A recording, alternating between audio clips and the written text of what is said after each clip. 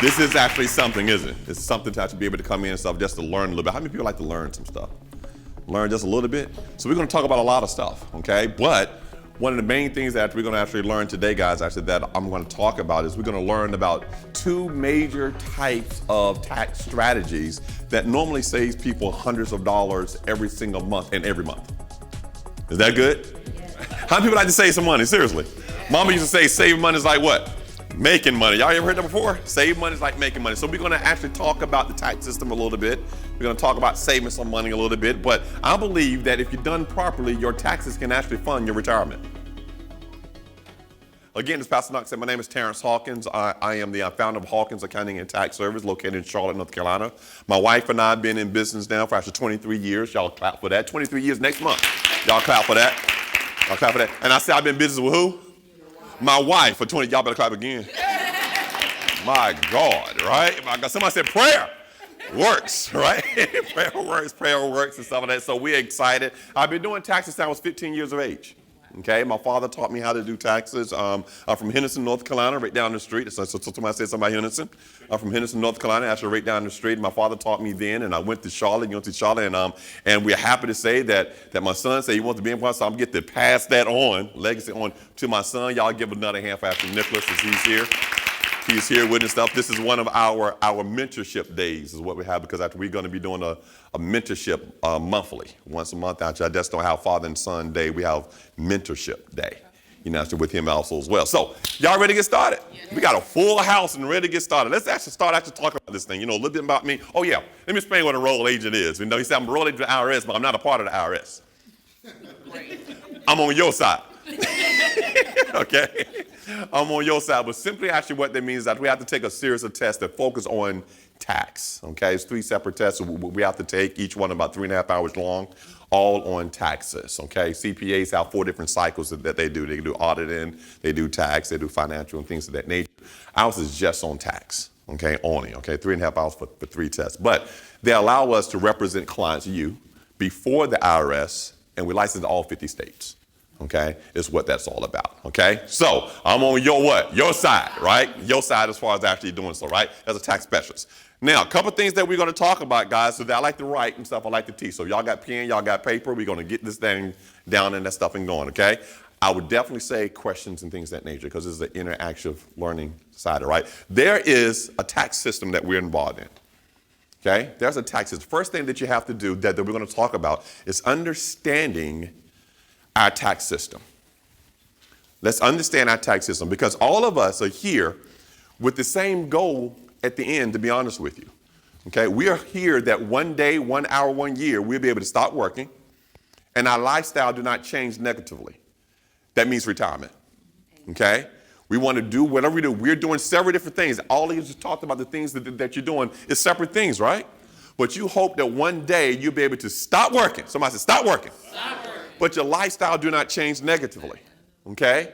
As a matter of fact, you got more time then, so you want the lifestyle to be what? Better, okay? So we got to be good with what we have when? Now. Our money and stuff now. And one of the things that get into our way is always taxes. 1/3 of your income is going to go towards tax. 1/3. So when you look at individuals and start to seeing why they're not able to retire at the end, I always tell people, Jalen, it starts with taxes. Because see, we were told, okay, back in the day, we said, go to school. So you can do what? Get that good job, right? So you can get that good job. We was told that, and we did that. So a lot of us, went to school, got that education so we can get that good job, and we thought that was going to be the end of it, right?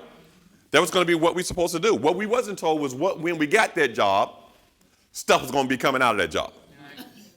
Right? In the form of what? Taxes. How many people can remember the first time they knew what FICA was? When was y'all introduced to FICA? Y'all know what FICA means? Everybody know what FICA means, right? That's that what? No. See, that's credit score. That's FICA. Who ain't credit? Y'all ain't credit. And see, y'all don't know what I'm talking about. I'm talking about payroll right now. I'm talking about taxes. What's FICA and taxes? FICA? Yeah. FICA is the like welfare. Social Security, Medicare. Y'all remember that in y'all taxes? Federal comes out, state comes out. What else come out? Y'all wasn't introduced to that.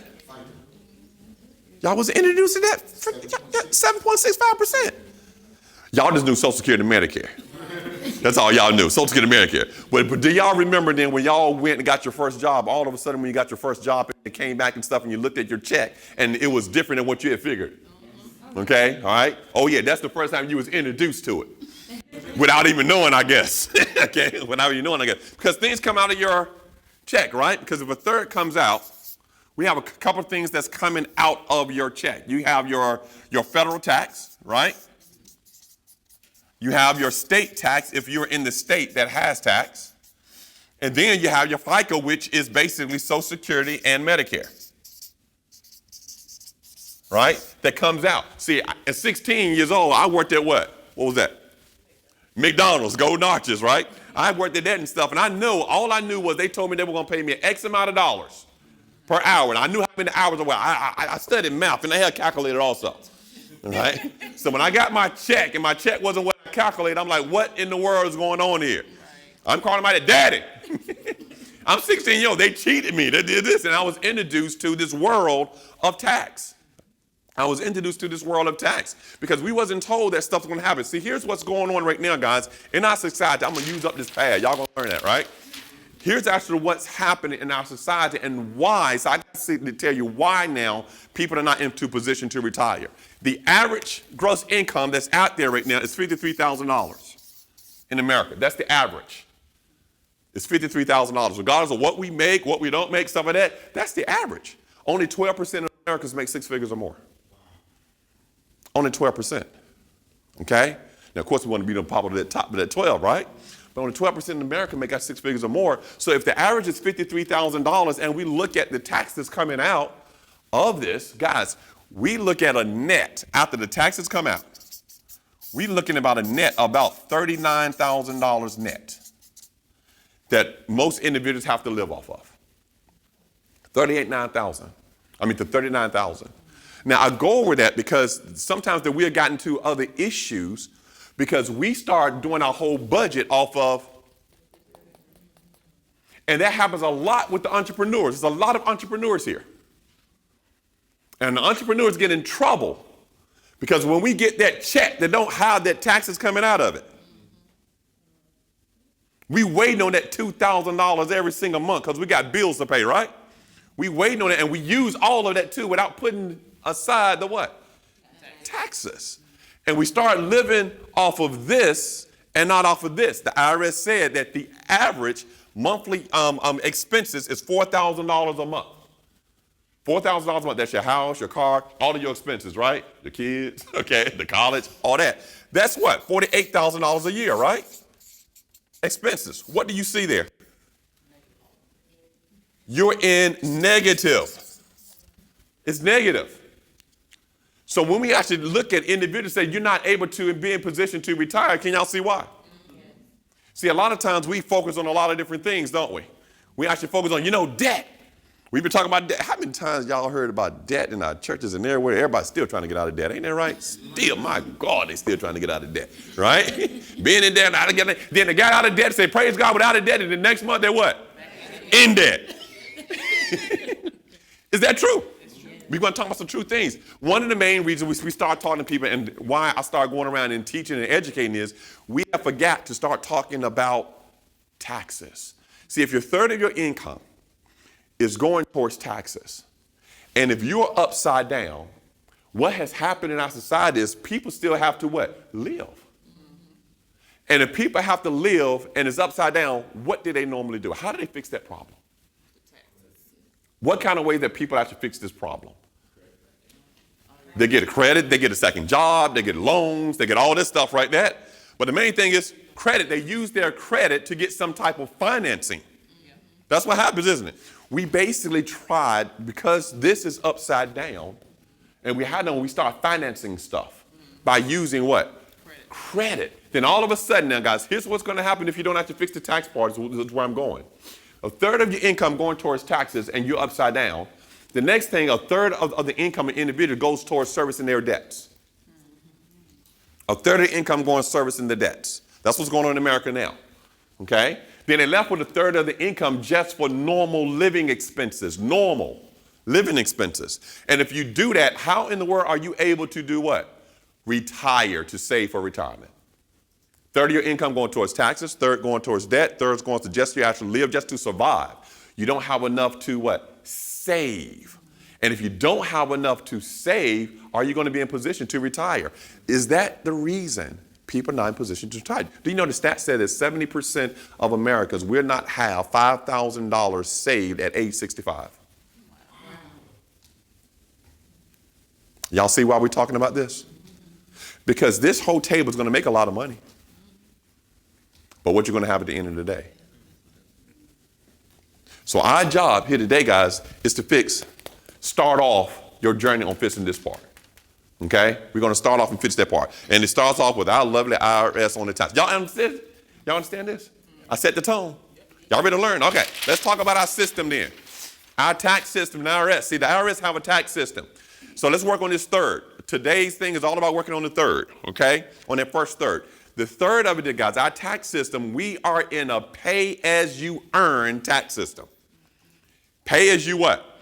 Earn. That means time you earn income, the Internal Revenue Service said, yes, you're going to owe us, but you owe as you go. Okay? We do not owe taxes on April the 15th.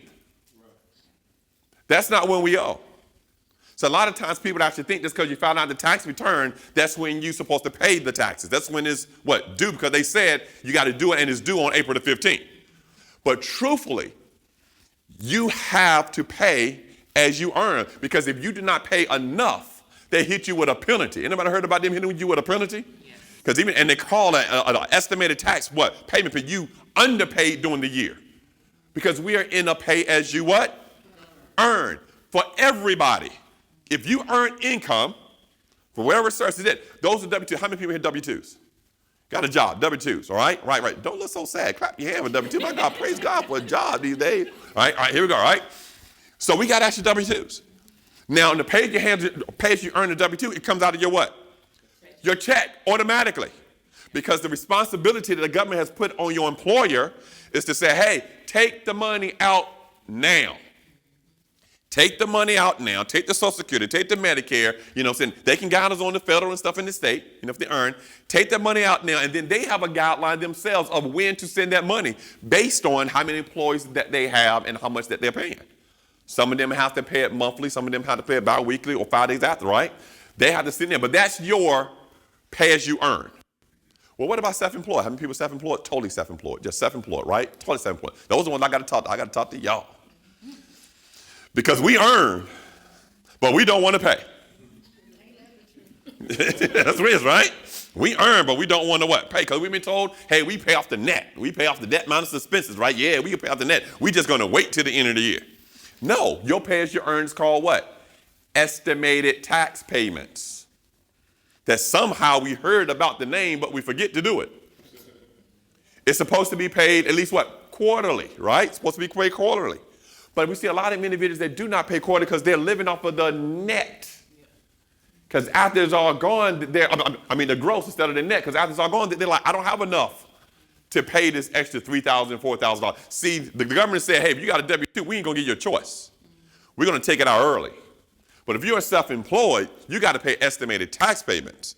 And your estimated tax payments, we want that. Because if you don't do it, it costs you more money. It costs you more money. Then what happens, guys, is this. See, the whole system is designed that during the year, regardless of what you're paying as you earn, at the end of the year, the next year, when you do your tax return, is just reconciling. It's just basically trying to say, hey, here's what, because of your situation, what we have that you should have paid during the year, but here's what you actually paid. Okay, here's what you actually paid. And then look at this stuff, and they say, let's see how good did you do. Okay? And then some people, when they get a tax return, what does most people look for actually when they get a tax return? Refund. That's that word, isn't it? They looking for a refund. How many people actually say, I'm looking for my refund?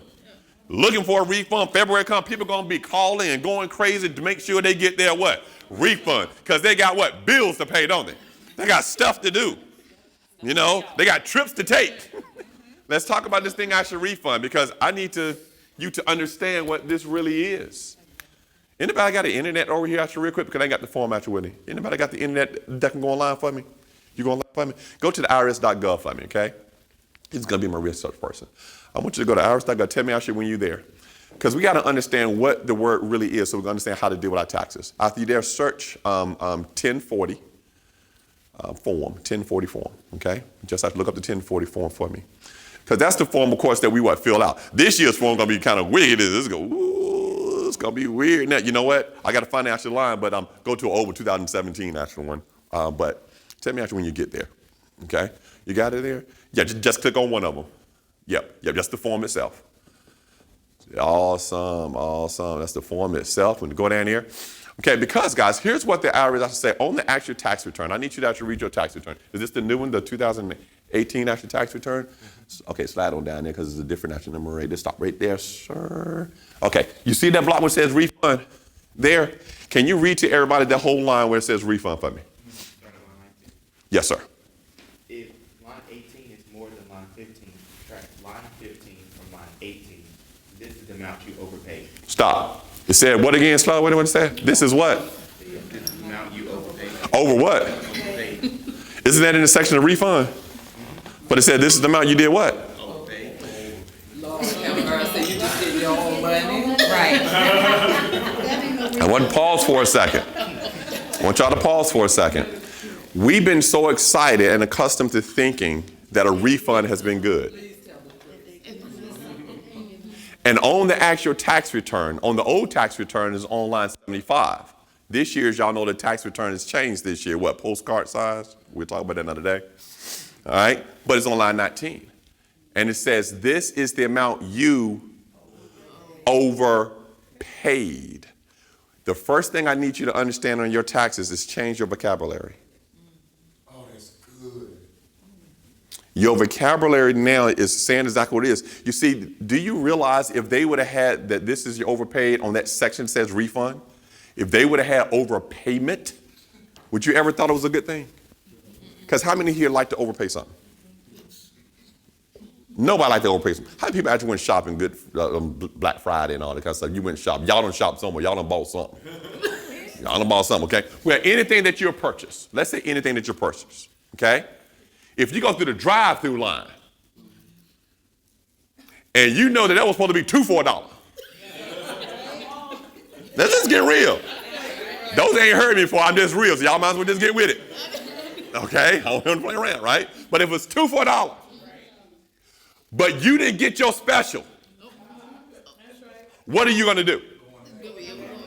Y'all going to turn around, hold up the drive-through line, yell at the person, somebody got you on camera, right? All that kind of stuff, all for 50 cents. You'll be upset, wouldn't you? Let's be honest, because we do not like to overpay. Nobody likes to overpay. Nobody likes to. So we get all upset with 50 cents and $50 and, you got a special and stuff, and we go back when?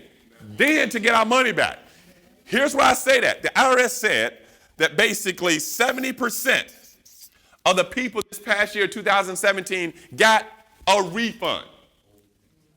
Changing our vocabulary, 70% of the people did what?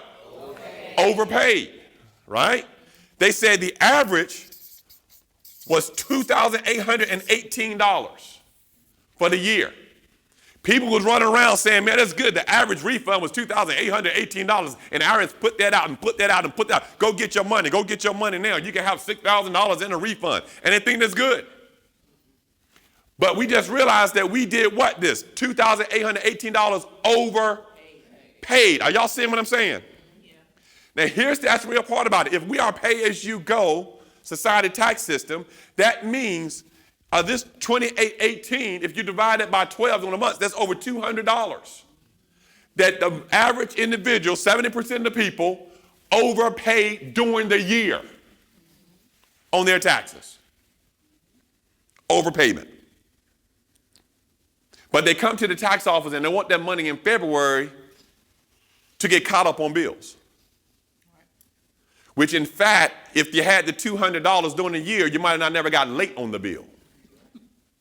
Y'all got to start thinking about that. We need to use our own money to be able to basically do what we need to. It needs to be in our bank, not their bank. Okay? So the first thing that you have to do to basically get your tax thing going on, whether you're an employee or you're self-employed, is to never overpay. A refund is not a good thing. It's never a good thing. Even when you're at some other location and you basically had an item that you purchased and you send that item to purchase in, the only way you're going to get a refund if you overpaid on that item, which you was already mad at, or the item was defective, you send in the back, where's my money? Credit my account. Okay, you understand that? Are y'all with me? Yes.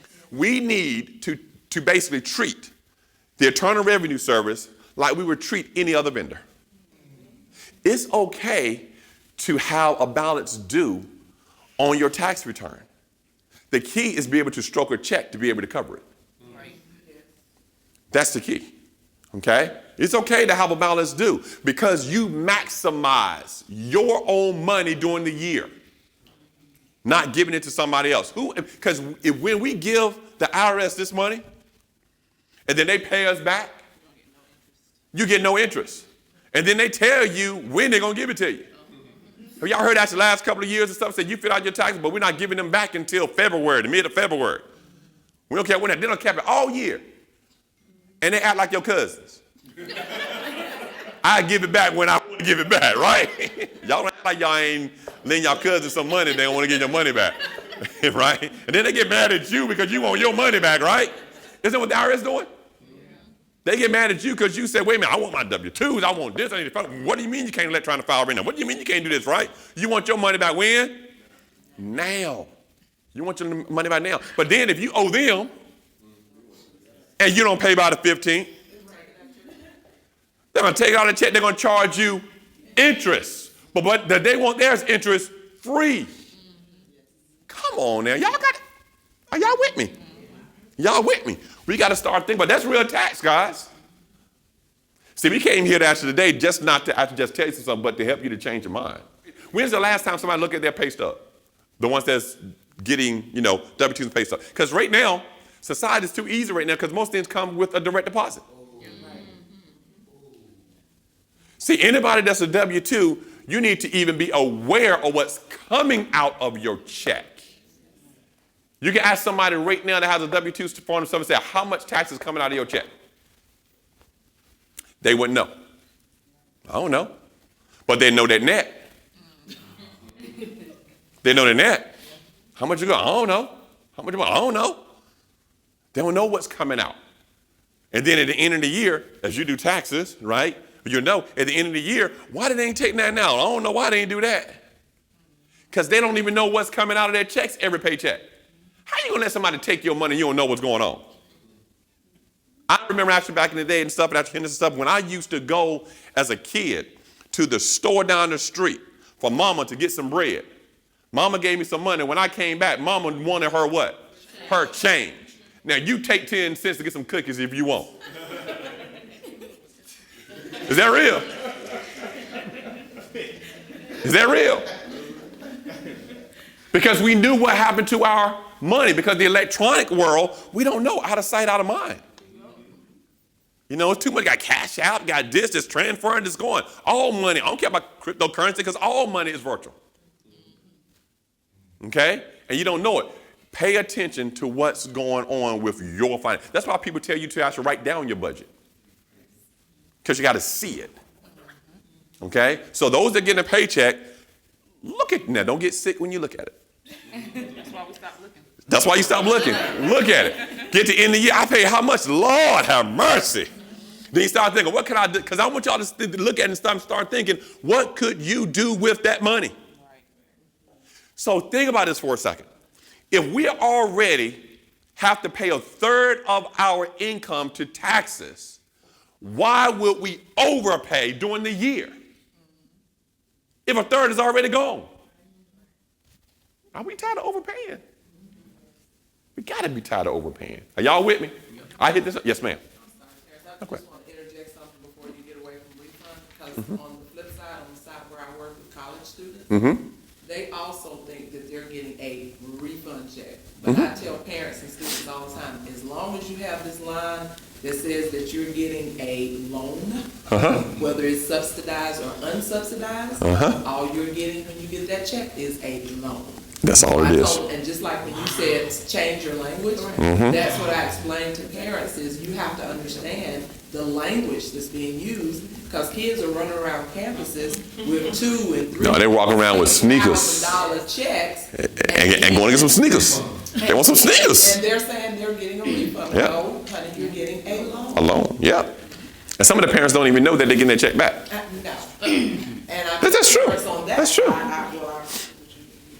That's another thing. That's another That's another thing. Yeah, they get their money back, but they got some new shoes and a six-pack. I'm just saying.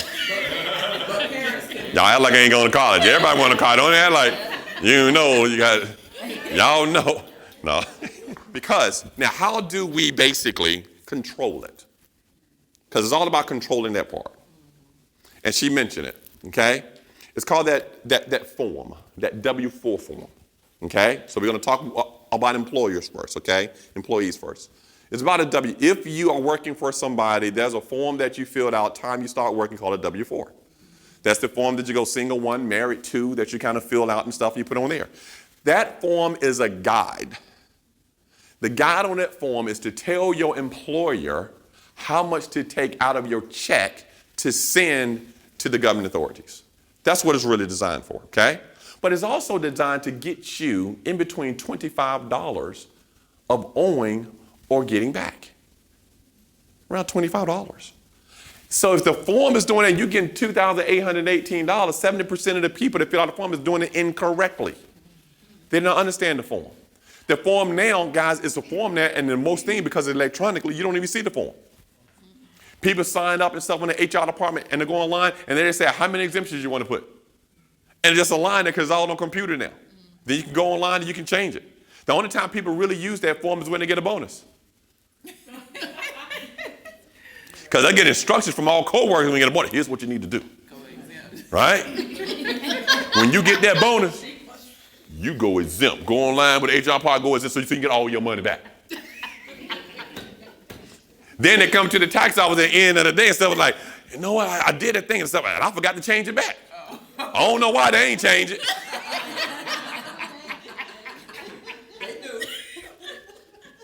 Are y'all with me? I'm on it. But that's what that form is for, okay? But you know that form this year is 4 pages long? What? It's 4 pages.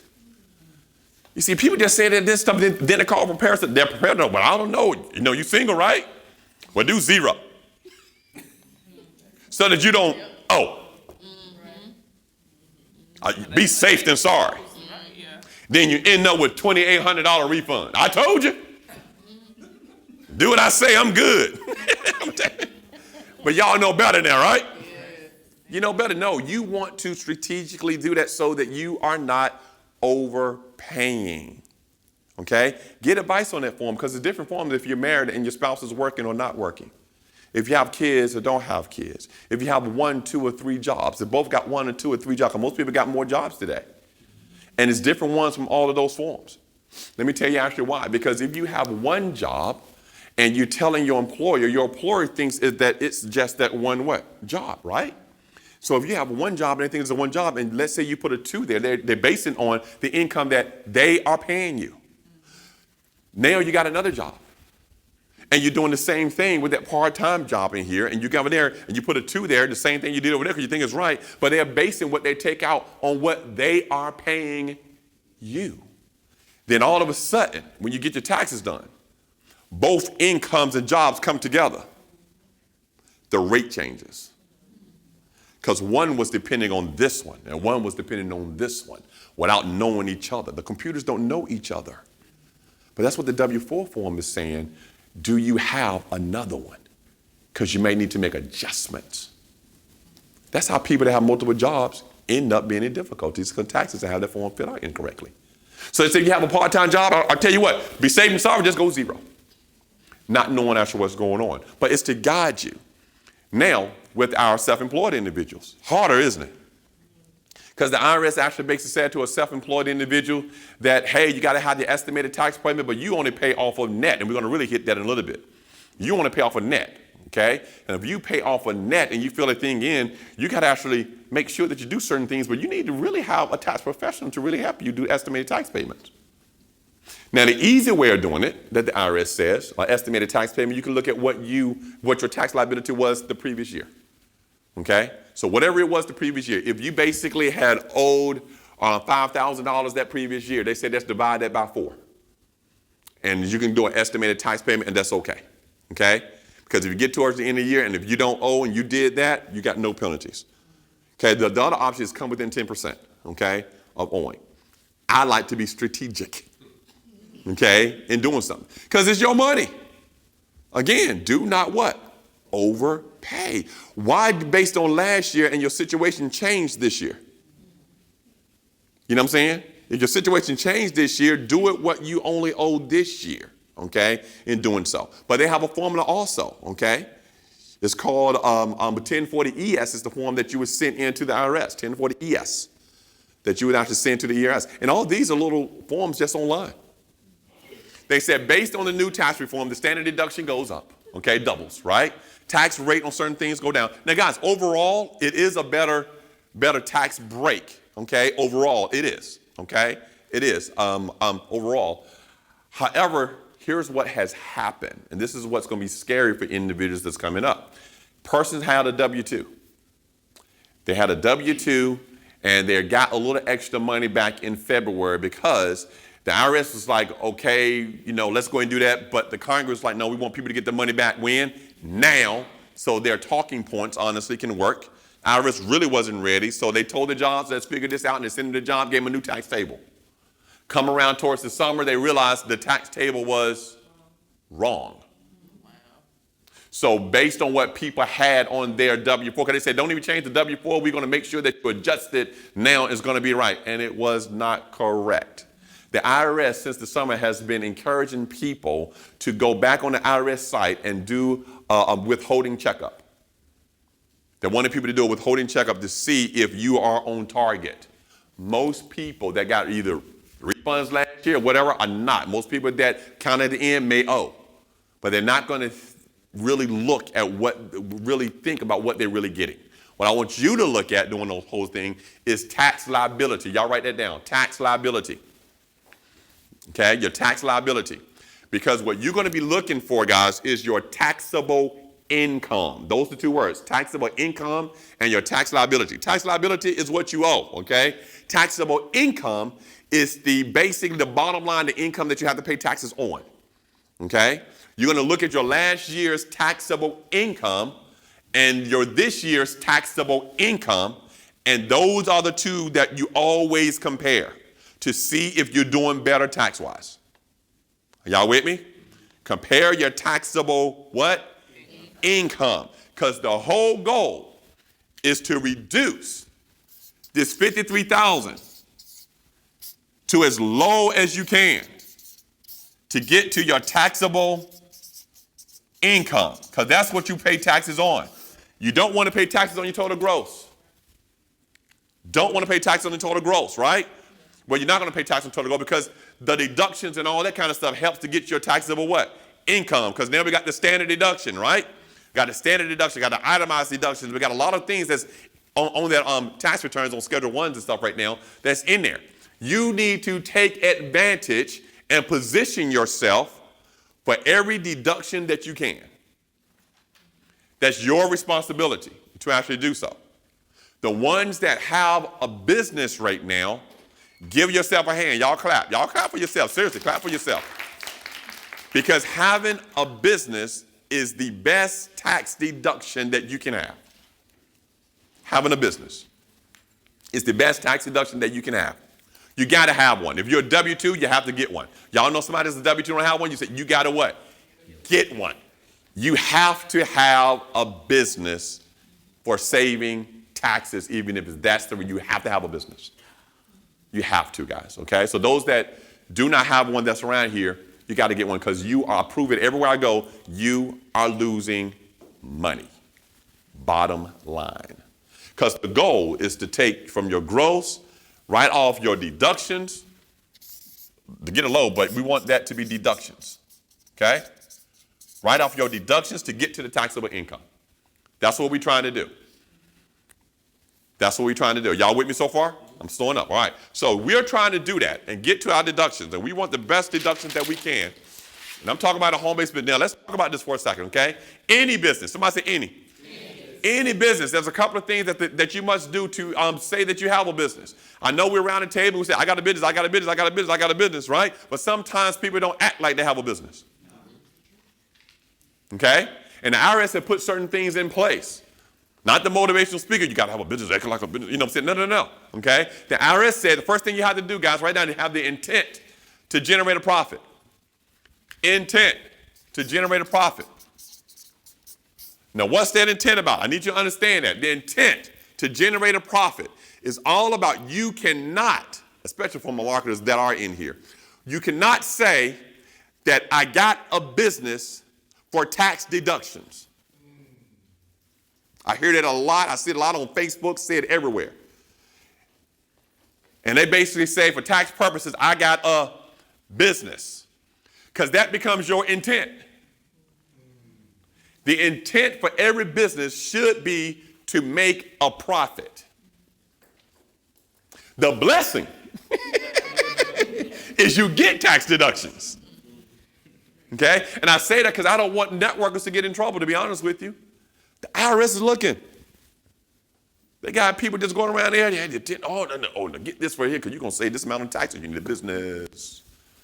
And then they say you ain't got to do nothing. You're going to get these tax deductions and you ain't got to you ain't got to sell that. You ain't got to recruit. You ain't got to do this and that. Just have a business. Incorrect. You must have the intent to generate a profit. So those that are in business, you have to have the intent to generate a profit. You can't say that I basically am the best person to cook cakes and cupcakes. But I just do it for fun and think it's a business. I didn't really make money this year. Time you tell a person, I really didn't work it. You didn't have a business this year then. I really didn't do anything. And want to write off everything? No. Tell me that and see what happened. Go down the street then. They'll be glad to do your tax return. But I'm not going to do it that way. Because you just told me. You didn't try to work it. You didn't do this. So how can you try to make money if you don't work it? Are y'all with me? So you got to actually work it. You got to have the what? Intent to generate a profit. You got to actively, consistently participate. You got to participate in the business. You got to participate. As to participate consistently is the key. All right. Now, what is that all about, guys? Now, there was an up and downs, like what makes something participating and actively participating and stuff, and having a business and things of that nature. And it's not in the IRS codes on specifically what you have to do and how many hours this and that. So we go by tax code and tax law, okay, at that time. And there was a court case that actually came out. The young lady actually went to, court case because she was getting audited. Y'all know where she was getting audited, okay, by Internal Revenue Service. But she was able to actually prove to the judge. She said, I work my business from this time to this time every single day for 45 minutes. Every day I do A, B, C, D. She did the same thing every day for her what? Business. Just like she was going to work, do the same thing every day. And the judge basically said, because you showed that you were consistent and you worked that business, he deemed it as it was a business. She won IRS loss on doing that. Okay, so 45 minutes a day. So in the community, we said an average of 3 to 5 hours a week. That's where that comes from. Okay, so I just want to tell you something. I want you to know where it comes from. Okay, so it comes from the average of, if you work your business on average 3 to 5 hours a week and show what? Consistency in doing so, all right, you can basically be okay with that part. Everybody with me so far? Okay. Then the other part is records. And that's the most, you must track and keep records of your expenses. It's a must. Now it's going to save you money. The average home-based business save a person on average $3,000 to $6,000 a year. Bottom line money. So that's why I said W-2 people, you need a what? a business, okay? Because that's how we help people to get that more money, back, okay? You got to have an actual business and actually doing so. So you got to keep records, guys, because if you keep records, you can turn your personal expenses into business deductions. Wow, that's good. If you're doing these three things, if you have the intent, you participate, you track it with records, you can turn your personal expense into business deductions. But you have to do those three things. If you don't do these three things, it doesn't work. Most important one that we don't do is records. Is records. And I'm here to tell you, whether you got a business or not, if you do not have a recording record of it, it's not a true expense to the IRS. They don't care if you paid for it. They don't care if you went on a trip. They don't care if you got their supply. Okay?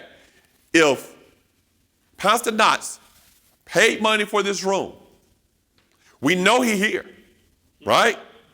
We know he here. We know he paid. We got sign-in sheets. We got videos. We got this and that. We know that is there. But if he gets audited and he cannot show a receipt to the Internal Revenue Service, they have an option. That's why he go in there praying. Lord, put the person I need to talk to in front of me. Okay? But they have an option at that time, okay, to say because you don't have the receipt, it's not an expense, and we would not allow it. Even though he got videos. It's what you have, what you can prove. It's what you can prove. I call it that's the triple D's, basically, okay? The triple D's, that's what I call it. You have to disclose it, okay? You got to make sure that it's disclosed, okay? You got to make sure that it's detailed and document it. Those are the things. If you go on my on that YouTube page, Disclose and document. that's what I'm getting ready to go to. Y'all, we go early. No, this is how pastors do. Okay? Disclose, because here's the thing. Disclose and document. Document is pretty much having the receipt. Okay? It's pretty much just having the receipt. That's I got document what? Documentation. Okay? I got documentation. Okay? Because on your record keep, see, when I actually teach people record keeping, I teach people how to beat the Internal Revenue Service in an audit. Okay? So this is what I'm talking about actually, your records. Okay? Disclosure is pretty much as you have documentation. Let's say you have advertising this year. Okay? You got receipts for advertising this year, and it was $10,000 in advertising costs. Last year, and you got receipts. Last year, you had advertising, but it was $1,000. But you made the same amount of income. But you have receipts for both of them. Okay? So I said, well, you got receipts for both of them. That's a good thing. At that time, to beat an audit, because I'm really going to ask how to beat the audit, because y'all want to know that, right? How to beat the audit. Sometimes when you see the internet,